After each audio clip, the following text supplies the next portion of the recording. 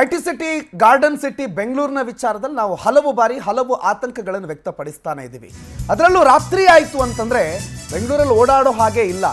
ಕಾನೂನಿನ ಭಯ ಅನ್ನೋದು ಬೆಂಗಳೂರಿನ ಬೀದಿ ಕಾಮಾಂಧರಿಗೆ ಇಲ್ಲವೇ ಇಲ್ಲ. ಬೆಂಗಳೂರಿನಲ್ಲಿ ಬೀದಿ ಕಾಮಾಂಧನ ಅಟ್ಟಹಾಸ ಮತ್ತೆ ಮುಂದುವರೆದಿದೆ. ಯುವತಿಯೊಬ್ಬಳ ಖಾಸಗಿ ಅಂಗ ಮುಟ್ಟಿ ಲೈಂಗಿಕ ಕಿರುಕುಳ ಕೊಟ್ಟಿದ್ದಾನೆ. ಆತನ ವಿಕೃತಿ ಸಿಸಿಟಿವಿಯಲ್ಲಿ ಸೆರೆಯಾಗಿದೆ. ಬೆಂಗಳೂರಿನ ಬಿಟಿಎಂ ಲೇಔಟ್ನ ಸದ್ದುಗುಂಟೆಪಾಳ್ಯದಲ್ಲಿ ನಡೆದಿರುವಂತಹ ಕೃತ್ಯ ಇದು.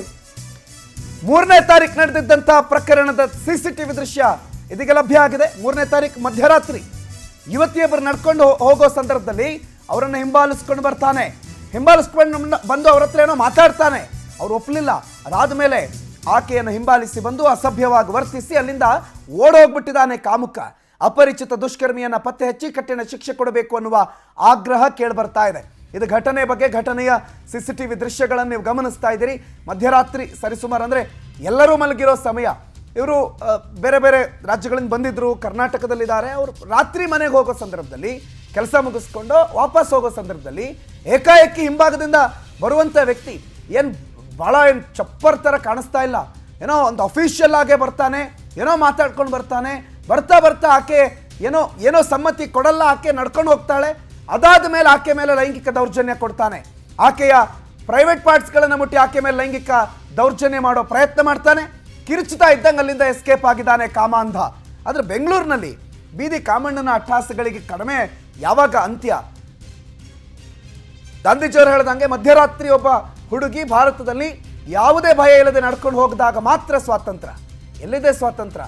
ಯಾರಿಗೆ ಬಂತು? ಎಲ್ಲಿಗೆ ಬಂತು 47ರ ಸ್ವಾತಂತ್ರ್ಯ? ಸುಷ್ಮಿತಾ ಈ ಬಗ್ಗೆ ಹೆಚ್ಚಿನ ಮಾಹಿತಿ ಕೊಡ್ತಾರೆ. ನೇರ ಸಂಪರ್ಕದಲ್ಲಿ ಜಾಯ್ನ್ ಆಗಿದ್ದಾರೆ. ಸುಷ್ಮಿತಾ, ಕರ್ನಾಟಕದ ಧ್ವಜದಲ್ಲಿ ಹೆಣ್ಣು ಮಕ್ಕಳ ಅರಿಶಿನ ಕುಂಕುಮ ಇದೆ. ಕರ್ನಾಟಕದಲ್ಲಿ ಹೆಣ್ಣು ಅಂತಂದ್ರೆ ಕೈ ಎತ್ತಿ ಮುಗಿಯುವಂಥ ಸಂಸ್ಕೃತಿ ಸಂಪ್ರದಾಯ ಇದೆ. ಆದರೆ ಐಟಿ ಸಿಟಿ ಬೆಂಗಳೂರಿನಲ್ಲಿರುವಂಥ ಬೀದಿ ಕಾಮಣ್ಣರ ಅಟ್ಟಹಾಸ ಕರ್ನಾಟಕದ ಹೆಸರಿಗೆ ಕಳಂಕ ತರೋ ರೀತಿಯಲ್ಲಿದೆ. ಏನು ಘಟನೆ ಇದು? ಯಾವಾಗ ಆಗಿದ್ದು? ಏನು ಈ ಘಟನೆಯ ವಿವರ ಸುಷ್ಮಿತಾ?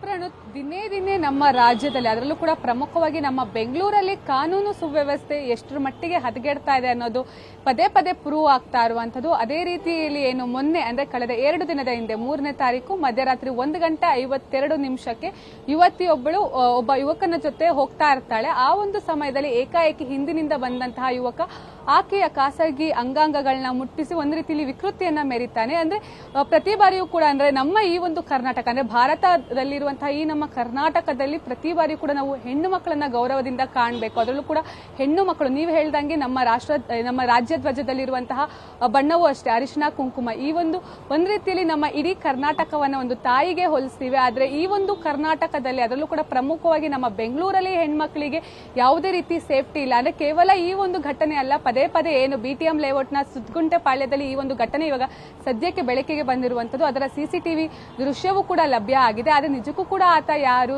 ಯಾಕೆ ಬಂದ, ಅಂದ್ರೆ ಆ ಒಂದು ಸಮಯದಲ್ಲಿ ಅವರಿಬ್ರು ಎಲ್ಲಿಗೆ ಹೋಗ್ತಾ ಇದ್ರು ಅನ್ನೋದು ಕೂಡ ಗೊತ್ತಿಲ್ಲ. ಅಂದ್ರೆ ಮಧ್ಯರಾತ್ರಿ 1 ಗಂಟೆ ಸುಮಾರಿಗೆ.